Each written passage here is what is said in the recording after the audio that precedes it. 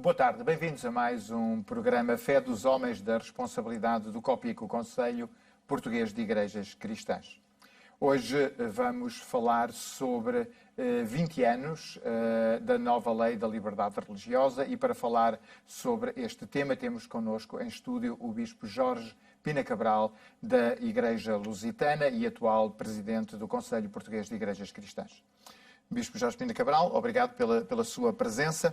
O COPIC faz 50 anos, é tempo de festejos, bodas de ouro do COPIC. A Lei da Liberdade Religiosa é obviamente um marco que acontece quando o COPIC tem 30 anos da sua existência, mas o COPIC tem obviamente uma contribuição e tem algo para dizer no que diz respeito a esta Lei da Liberdade Religiosa. Sim, foi também com muita alegria que na celebração dos 50 anos do Conselho Português de Igrejas Cristãs, o COPIC teve a oportunidade também de saudar os 20 anos da Lei da Liberdade Religiosa e, em particular, também o atual Presidente da Comissão da Liberdade Religiosa, o Dr. Vera Jardim. Ou seja, o tema da liberdade religiosa e a defesa da liberdade religiosa foi sempre uma marca identitária do Conselho Português de Igrejas Cristãs e particularmente em 1971. Quando o Conselho foi criado em 1971, o país vivia ainda num período de ditadura, embora já houvesse a Primavera Marcelista, e de acordo com os registros históricos e daquilo que os nossos antepassados nos legaram, desde o início que houve encontros e reflexões juntando pessoas de diversos quadrantes religiosos para pensar a liberdade religiosa e o modo como as igrejas poderiam dar esse contributo. E assim foi, depois veio a Constituição de 1976, a liberdade religiosa é consagrada, mas depois houve um longo caminho a fazer. E o Conselho Português de Igrejas Cristãs procurou sempre que a liberdade religiosa fosse uma realidade nas diversas áreas da sociedade. E por isso esteve sempre disponível para colaborar em grupos de trabalho e em comissões que permitiram que, nomeadamente, por exemplo, na década de 80, se promovesse a possibilidade das diferentes religiões e igrejas terem estes espaços televisivos. Foi uma das primeiras conquistas, digamos, e concretizações dessa lei da liberdade religiosa. Depois também uma outra que seguiu foi a possibilidade de as igrejas poderem também, no ensino público, poderem também promover o seu espaço de educação e o seu contributo para uma educação harmoniosa dos jovens, e foi assim que foi criada uma nova disciplina no ensino público de formação das crianças para além da religião e moral católica romana. E essas foram duas áreas pioneiras na consagração efetiva da liberdade religiosa.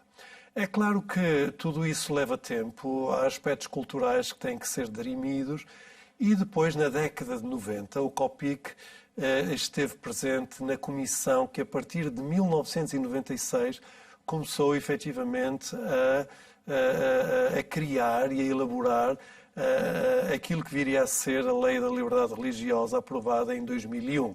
E, portanto, o COPIC deu o seu contributo e, nomeadamente, porque o Conselho Português de Igrejas Cristãs tem uma relação internacional com outros organismos, como sendo o Conselho Mundial de Igrejas e a Conferência das Igrejas Europeias, que promovem também esta temática da liberdade religiosa e consideram, naturalmente, a liberdade religiosa como um dos pilares dos direitos humanos e da dignidade humana. Portanto, e, ao mesmo tempo, também da promoção da própria sociedade democrática e de uma sociedade mais justa. Efetivamente, a lei da liberdade de consciência, de religião e de culto vai beber muito a esta ideia de que não é possível haver uma sociedade livre sem haver a liberdade religiosa.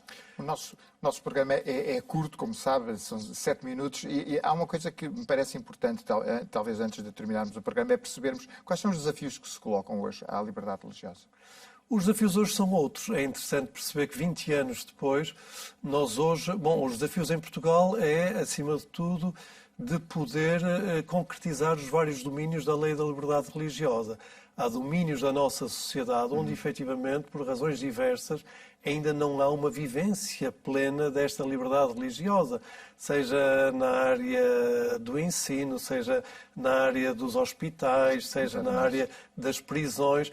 Portanto, há áreas onde importa, efetivamente, continuar a lutar e a promover princípios que levem a uma efetiva liberdade religiosa, ou seja, onde as pessoas de diferentes credos possam viver a sua própria e viver e celebrar a sua própria liberdade religiosa. Portanto, 20 anos depois ainda há muito para fazer a nível da sociedade portuguesa para que a lei da liberdade religiosa possa se concretizar. Por outro lado, também, o que nós percebemos hoje é que vivemos um Portugal diferente, um Portugal onde existem e estão presentes mais de 100 nacionalidades e, do ponto de vista religioso, há uma muita maior diversidade.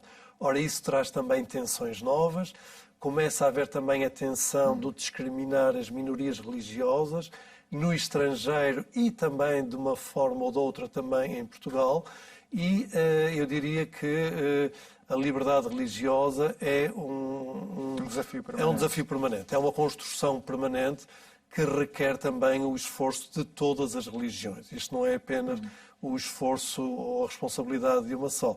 E o COPIC, na celebração dos seus 50 anos de vida, torna a reafirmar o seu compromisso no aprofundamento da lei da liberdade religiosa.